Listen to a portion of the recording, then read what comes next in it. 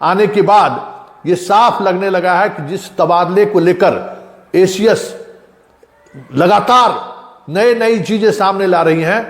उस पर आने वाले समय में विराम लग जाए तो कोई बड़ी बात नहीं होगी।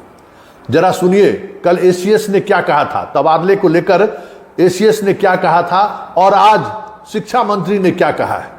ये बहुत बड़ी बात है, बहुत बड़ा कह सकते हैं कि कंट्राडिक्शन है एसीएस और शिक्षा मंत्री के बयान के बीच। तो पहले हम आपको एसीएस का बयान सुनाएंगे जो कल उन्होंने कहा था और आज शिक्षा मंत्री ने क्या बयान दिया है। जरा इस दोनों बयान को गौर से देखिए और समझने की कोशिश करिए, तब फिर आपको समझ में आ जाएगा कि एसीएस जो कह सकते हैं कि सुपर सीएम बनने की जो कोशिश कर रहे हैं उसको लेकर मंत्री किस तरीके से असहज है। जरा सुनिए कल एसीएस सिद्धार्थ ने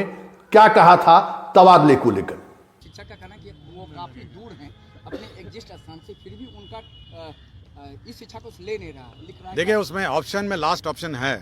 कि आपके ऐच्छिक स्थान से दूरी, मतलब अगर आप अररिया में हैं, आप चाह रहे हैं सासाराम, तो अररिया से सासाराम ऐच्छिक स्थान से दूरी के आलोक में आप अप्लाई कर सकते हैं। तो दूरी का भी हम लोगों ने प्रावधान रखा है और जहां तक संभव हो हम लोग इसको एडजस्ट कर देंगे। तो हम लोग ये उम्मीद कर सकते हैं टीचर कि अपने अपने जहां पे ऐच्छिक स्थान है उसके निकटतम वो आ जाएंगे। सुना आपने। अब जरा सुनिए आज शिक्षा मंत्री ने क्या कहा है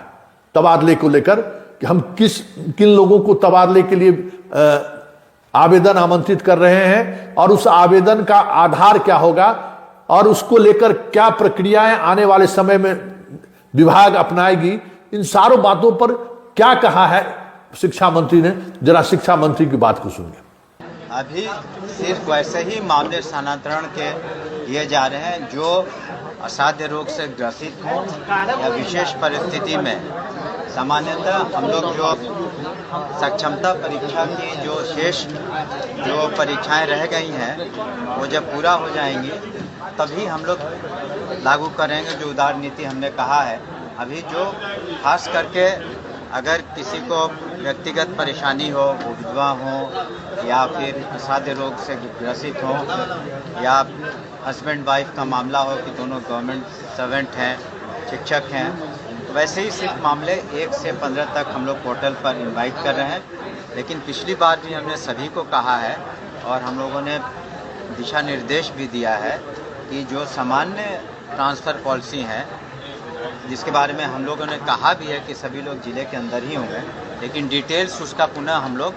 जब शेष परीक्षाएं सक्षमता की हो जाएंगी तो उसके बाद हम लोग बीपीएससी हो या सक्षमता परीक्षा से जो पास हुए और जो नियोजित शिक्षक हो जाएं, विशिष्ट शिक्षक हो जाएंगे तो उसके बाद सुन लिए शिक्षा मंत्री जो कह रहे हैं वो ठीक एसीएस के बयान के विपरीत कह रहे हैं कि उन्हीं मसलों को हम टैकल करेंगे जो बीमार हैं और जो पति पत्नी वाला मसला है, और फिलहाल दूसरे मामले को हम टैकल नहीं करेंगे। और आने वाले समय में बीपीएससी हो चाहे सक्षमता से विशेष शिक्षक बने हैं, उन तमाम लोगों के तबादले नीति क्या होगी, कैसे उनको तबादला किया जाएगा, इसको लेकर एक जल्द ही हम कानून लेकर आएंगे। लेकिन सारे परीक्षाएं खत्म होने के बाद, गौर से आपने सुना होगा कि उसके बाद बीपीएससी वाले को भी तबादला का लाभ मिलेगा। और ये जो तबादला है वो तबादला ऐसे लोगों के लिए है जो सख्त बीमार हैं या फिर पति पत्नी दोनों सरकारी नौकरी में है। मतलब साफ है, जो एसीएस कह रहे हैं कि हम जो अररिया में है, किशनगंज में है, सासाराम का रहने वाला है, ऐसे लोगों को हम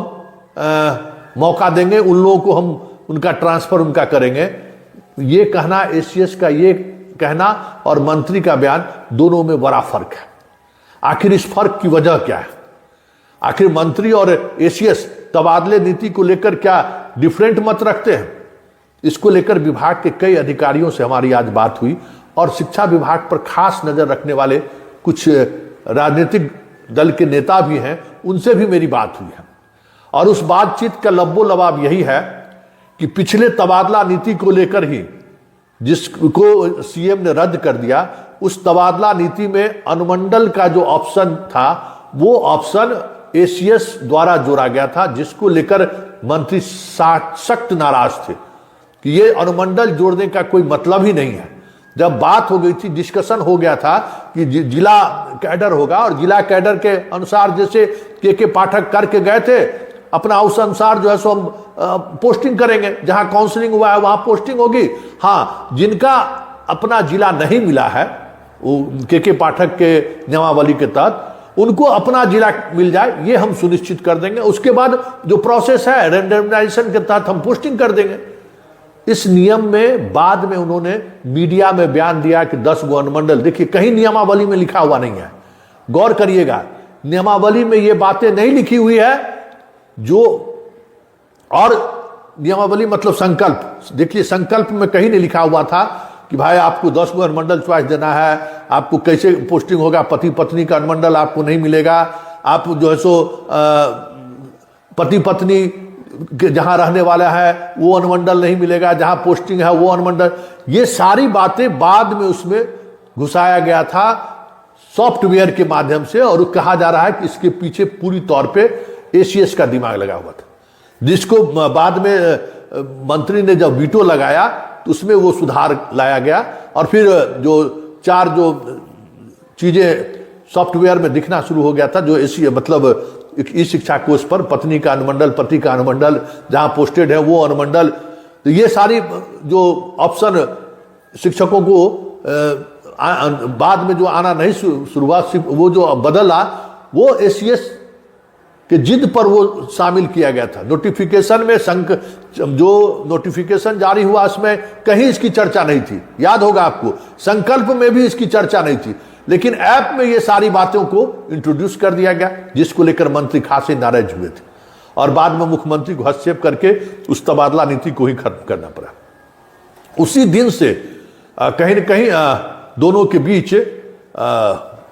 मनभेद कह सकते हैं कि पनपना शुरू हो गया था। और हाल के दिनों में छुट्टी को लेकर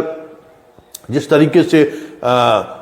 मीडिया ब्रीफिंग या यूं कहें कि मीडिया के सहारे चीजों को जिस तरीके से एसीएस रख रहे हैं, उसको लेकर कहीं न कहीं मंत्री नाराज हैं।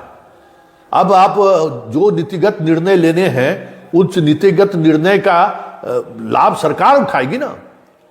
कि भाई पदाधिकारी उस पर बयानबाजी करेंगे। तो छुट्टी को लेकर जो बयानबाजी आया है उससे भी असहज है। और इस तबादला नीति को लेकर तो अब साफ दिखने लगा है शिक्षा विभाग के दफ्तर में कि जो काफी उत्साहित थे जो अधिकारी और कर्मचारी, सेक्शन ऑफिसर और ये जो तबादले को लेकर जो लॉबिंग करने वाले जो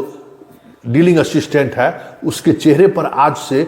वो मायूसी दिखनी शुरू हो गई है कि अब लगता है कि मामला कहीं फंस न जाए, क्योंकि मंत्री जिस तरीके से वीटो लगा दिए, अभी मंत्री के सामने बहुत सारी बातें और आनी बाकी है।